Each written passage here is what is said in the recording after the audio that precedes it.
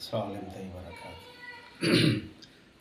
सामीन हज़रात दोस्त अहबाब और मेरे रिश्ता अहल वयाल मैं मोहम्मद मुजीबुद्दीन मेरे बेटे साहब मिनाजुद्दीन सैफ़ की अचानक विसाल होने का नतीजा ये है कि कुछ इब्तदाई नागज़ीर वजूहात की बिना पे उनकी तबीयत एकदम नासाज हो रही थी।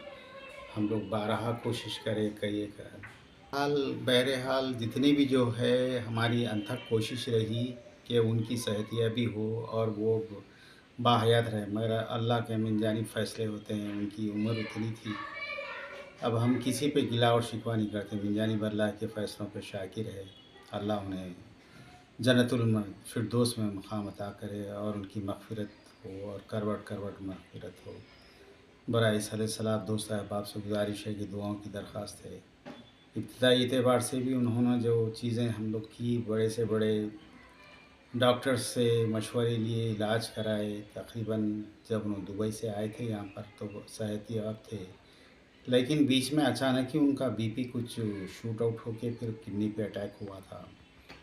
दुबई में तकरीबन वहाँ कुछ ऐसी तबीयत ख़राब हो गई थी जो कि क्लॉट फॉर्म हुआ था और हार्ट पे कुछ असर हुआ था बोल के बताए थे। वहीं फिर हम लोग आके यहाँ पर सीसी शरफ हॉस्पिटल में भी चेकअप कराए थे, तो वहाँ की जो हार्ट स्पेशलिस्ट थी उसका कहना था कि अभी ये नॉर्मल तरीके से है इनका, कुछ मेडिसिन मैं प्रिस्क्राइब कर रही हूँ, पाबंदी के साथ पंक्चुअली ये गोली मेडिसिन यूज़ करो। उसके बाद यूज़ करने के बाद अल्लाह के फल से अच्छे हशाश बशाश थे।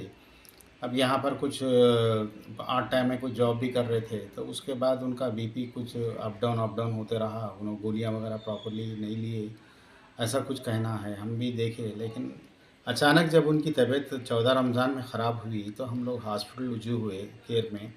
तो वो लोग बोले कि अभी तो कुछ कहा नहीं जा सकता। फिर केयर वाले कुछ नहीं लिए, नहीं लेने के बाद हम लोग असरा से रुजू हुए। तो असरा से रुजू होने के बाद उनके 2 किडनी फेल हो गए, ये कहना था उन लोगों का। नेफ्रोलॉजिस्ट को बताए, फिर उनको डायलिसिस कराए, करने के बाद हार्ट का प्रॉब्लम हुआ, फिर 1 महीना कंटिन्यू चला, फिर उसके बाद थोड़ी सेहत हुई, फिर अब फारेवर।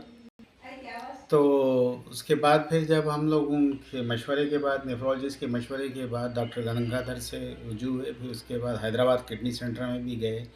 मिस्टर राजाराम बोले कि नहीं, डायलिसिस फॉरएवर होना चाहिए, बच्चा अभी विदाउट उसके डायलिसिस के नहीं रह सकता। तो हम लोग वन डे अल्टरनेट करा रहे थे। फिर कैरेटिनिन उनका डिफ़ॉर्म हुआ, कभी डिग्रेड हुआ, कभी अपडेट हुआ, कभी कुछ हुआ। उसके बाद से फिर एम्स में हम लोग कराए। कराने के बाद उनकी तबीयत फिर आहिस्ता आहिस्ता आहिस्ता आहिस्ता मेल्टिंग होती गई। कुछ वुंड्स वगैरह, कोई पिंपल्स वगैरह भी हुए, उसका भी इलाज चल रहा था, लेकिन उनकी बॉडी में स्टेबल नहीं हो रहा सकता था। दूसरे हॉस्पिटल्स में भी गए, स्टार हॉस्पिटल में जाके रुजू हुए, तो वहाँ भी बोले कि इनके कुछ पहले का क्लॉट का कुछ वैसा कुछ दिख रहा, इस वजह से इनको बार बार तबीयत ख़राब हो रही। तो वहाँ भी जाके रुजू हुए, बताए करे। फिर वहाँ से कुछ गोलियाँ वगैरह प्रिस्क्राइब करे, तो फिर वहाँ से फिर दूसरे हॉस्पिटल को केयर में भी बताए। फिर केयर में आने के बाद अभी कंटिन्यू 3-4 महीने से तो यमन में कंटिन्यू चल रहा था इलाज डायलिसिस का। डायलिसिस के दौरान में उनको कुछ अचानक लूज़ मोशन शुरू हो गए, कुछ मेडिसिन की वजह से रिएक्ट हुआ, क्या है, मैदा काम नहीं कर रहा था। कुछ भी खा रहे तो कभी खाए, कभी जो सो स्टूल पास हो रहा था, तो कभी उनको होश नहीं रह रहा था। अब करीब बिफ़ोर 8 डेज़ में तो उनकी हालत ऐसी हो गई थी कि वो कुछ ज़ख़म वग़ैरह आया था पैर के हिस्से पे, जानिब पे, फिर वो सूखा नहीं, एंटीबायोटिक वग़ैरह दिए। उसी अस्थना में फिर ये लूज़ मोशन भी हो रहे थे, तो अचानक हम लोग निम्स में गए। निम्स में जाके रुजू हुए, तो फिर वो लोग बोले कि इनके अंदर बॉडी में वीकनेस हो रहा। तो वो लोग भी कॉन्फिडेंशियली यही बताए कि बच्चे का ऐसा कुछ ज़्यादा सीरियसनेस नहीं है बोले।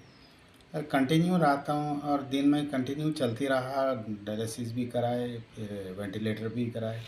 अचानक जुमेरात के दिन 4 साढ़े 4 बजे हार्ट रिस्पॉन्ड नहीं करना शुरू हुआ। 75% हार्ट फ्रीक्वेंसी नहीं बता रही थी। फिर 4 साढ़े 4 5 बजे फिर मैं जाके बड़े डॉक्टर से रुजू होकर बताया, तो बोले कि नो ही इज़ एक्सपायर, न मतलब इनका 10-15 मिनट हो गया इंतकाल होके, नो इन्ना लिल्लाहि व इन्ना इलैहि राजिऊन बोले। उसके बाद से फिर सीधा घर बुलाए, तदफीन करे अल्लाह से, और आपके हबीब के सदक़े से जो भी हमारे दोस्त अहबाब रिश्तेदार है सोबान में दुआ की दरख्वास्त। जज़ाए खैर। अल्हम्दुलिल्लाह। अस्सलाम वालेकुम।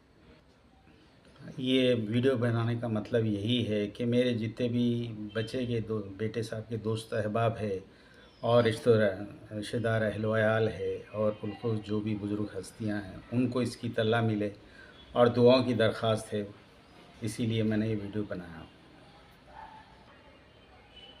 दुआए मग़फ़िरत की ख़ास गुज़ारिश है मेरे बेटे के लिए, जन्नत में आला मुक़ाम मिले, करवट करवट मग़फ़िरत हो और क़ब्र के अज़ाब से नजात मिले, खुश रहे, आबाद रहे, सेहतमंद रहे, पुलसरात का रास्ता आसान हो, जन्नतुल फ़िरदौस में आला मुक़ाम मिले। दुआओं की गुज़ारिश चाहता हूँ।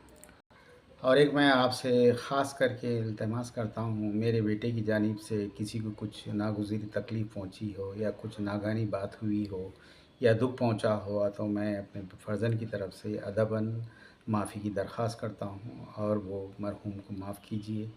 अल्लाह ताला के सामने जवाबदेह हैं, यौमुल हिसाब में हम पेश होना है। हर इंसान को इस दार फ़ानी से कूच करना है। कुल्लु नफ्स ज़ाइक़तुल मौत। आज ये तो कल वो हमारी बारी है। इंशाअल्लाह ताला दुआओं की दरख्वास्त और खुलूस की दरख्वास्त और ख़ास करके मग़फ़िरत की दरख्वास्त करता हूँ। आमीन सुम्मा आमीन।